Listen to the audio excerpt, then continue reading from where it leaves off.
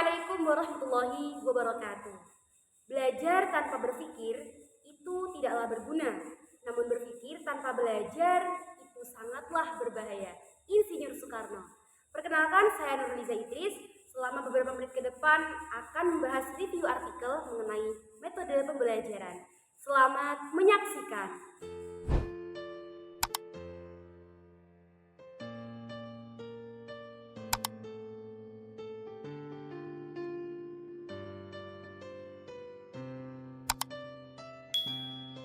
Kondisi pendidikan Indonesia saat ini tengah mengalami banyak sekali tantangan, terutama dalam bidang IPAS dan matematika. Berdasarkan data dari PISA tahun 2022 lalu, Indonesia berada pada peringkat 69 dari 81 negara dalam bidang sains. Ini menunjukkan bahwa negara kita masih tergolong rendah dalam pendidikan secara global.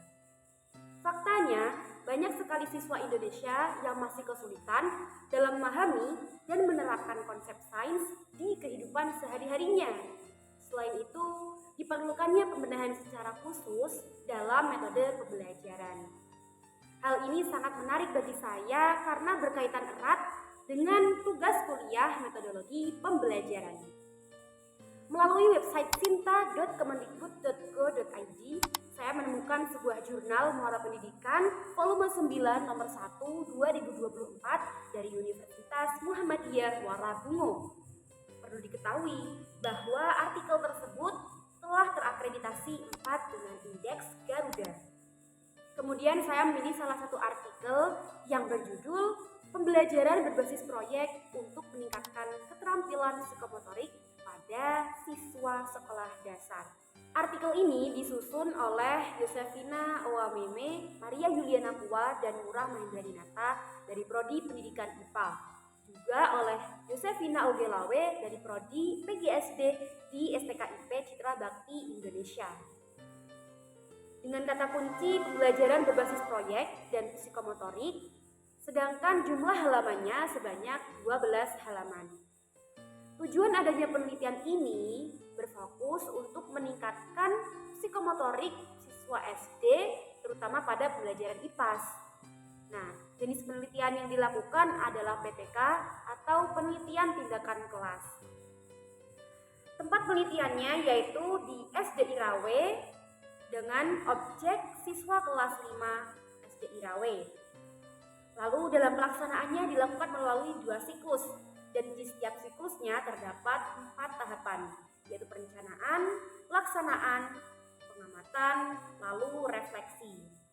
Hasil pada siklus pertama, keaktifan siswa diperoleh 48%, sedangkan pada siklus kedua mengalami peningkatan sehingga mendapatkan hasil 80%. Psikomotorik adalah kemampuan yang melibatkan kerjasama antara pikiran dan gerakan tubuh. Berasal dari 2 kata, psiko yang artinya pikiran atau mental, lalu motorik yang artinya gerakan tubuh. Dalam konteks pendidikan, keterampilan psikomotorik mencakup aktivitas seperti meniru gerakan, menyusun benda, menggambar, menulis, merakit, melakukan eksperimen atau memecahkan masalah melalui tindakan nyata. Namun, keterampilan ini sering kali diabaikan dan tidak diperhatikan dalam pembelajaran akademik. Maka, melalui model pembelajaran berbasis proyek ini, peserta didik dapat mengalami proses belajar yang lebih nyata dan bermakna, karena mereka langsung terlibat dalam menciptakan sesuatu yang dapat dilihat atau dirasakan secara langsung. Penulis telah menyusun dengan urut dan baik rangkaian pembahasan dalam artikel ini, seperti judul, abstrak, lalu pendahuluan, metode, hingga daftar pustaka. Dan kemudian memaparkan secara jelas tahapan metode di halaman 4 hingga halaman 7.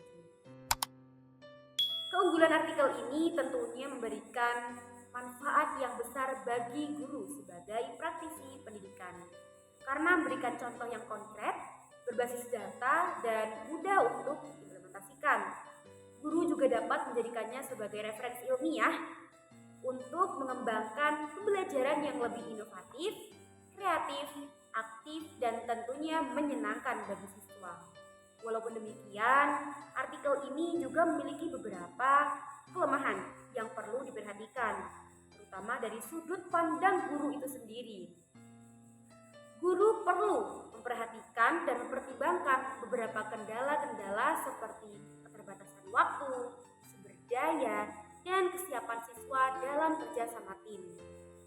Namun, pendekatan yang hanya fokus pada psikomotorik sebenarnya belum sepenuhnya menjawab kebutuhan pembelajaran yang komprehensif. Oleh karena itu, jika guru ingin menerapkan model pembelajaran ini, disarankan untuk menyiapkan sebuah proyek dan kolaborasi dengan siswa secara matang. Artikel ini memberikan pengaruh yang positif, terutama dalam meningkatkan praktik pembelajaran dan pengembangan profesional guru di era kurikulum merdeka. Dan implementasinya diperlukan kesiapan guru baik dari segi waktu, pengetahuan, tenaga, maupun sarana. Maka perlu adanya dukungan dari pihak sekolah maupun pemerintah untuk mengoptimalkan metode pembelajaran secara efektif. Terima kasih, saya Nurhaliza pamit undur diri. Salam pendidikan, salam pergerakan. Indonesia cerdas, Indonesia emas, Indonesia berkualitas. Wassalamualaikum warahmatullahi wabarakatuh.